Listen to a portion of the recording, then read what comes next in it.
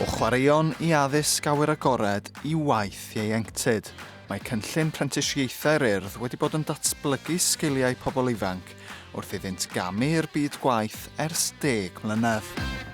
Mae'r cynllun wedi gwneud gwahaniaeth mawr iawn I llawer iawn o unigolion, wedi cyffwrdd dros 1000 o unigolion erbyn heddiw. Ond mae'r ffaith bod ni yn gallu cynnig yr hyfforddiant yna yn gyfan gwbl drwy gyfrwng y Gymraeg yn rhoi y profiad llawn na I rhywun mewn ffordd sydd eisiau gweithio, dysgu ac hyfforddi drwy gyfrwng y Gymraeg. 8 o bobl ifanc oedd yn rhan o'r criw cyntaf yn 2014, ond bellach mae 180 eleni.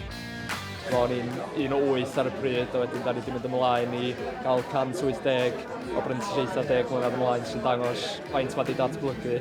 A mae braf gweld bod yna gymaint cael yr un cyfleoedd a dwi wedi cael mewn ffordd da o gael cymwyster ac unwaith eto efallai cael cyflog hefyd trwy wneud o, a wedyn mewn paratoiaeth I fynd ymlaen wedyn hefyd. Nes I wneud prentisiaid chwaraeon hefo'r Urdd a nes I gychwyn nôl yn 2020 yn ystod Covid. Swn i'n gwybod beth I wneud fel arall, oedd brifysgol ddim yn apelio fi, dwi ddim yn hogan y stafell ddosbarth. So oedd jyst yr ffordd bod fi'n gallu ennill cyflog a cael cymhwyster, dwi'n teimlo fel bod fi efo'r un siawns a pawb arall aeth I brifysgol.